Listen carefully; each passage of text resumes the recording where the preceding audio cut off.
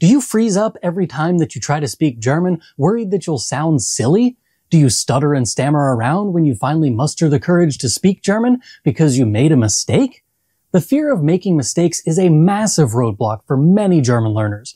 But what if that roadblock could actually be your shortcut?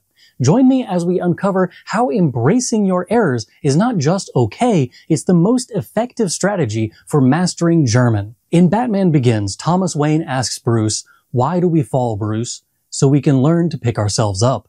This quote is mirrored towards the end of the film when Alfred says, "Why do we fall, sir?" So that we can learn to pick ourselves up.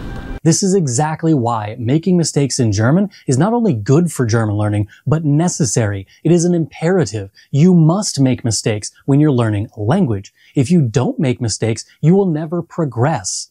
Making mistakes is the #1 sign that you are pushing your skills to the next level.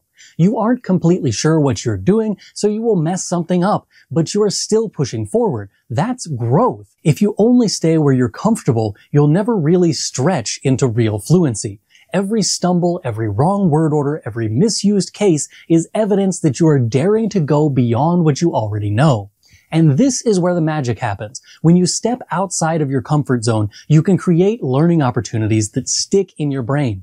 A corrected mistake will burn the right answer into your brain far more effectively than silent study. I can tell you countless stories of when I said something incorrectly and it caused an issue or someone corrected me. I remember everything about the exact situation in which I made the mistake, and as a result, I don't make the same mistakes anymore. Even the mistakes that go uncorrected are valuable. They show you that communication doesn't require perfection. If your conversation partner still understands you, you've achieved the ultimate goal: connection. This is why some learners seem to improve so much faster than others. They aren't afraid to sound a little silly. They throw themselves into conversations, take risks, and let mistakes be their teacher.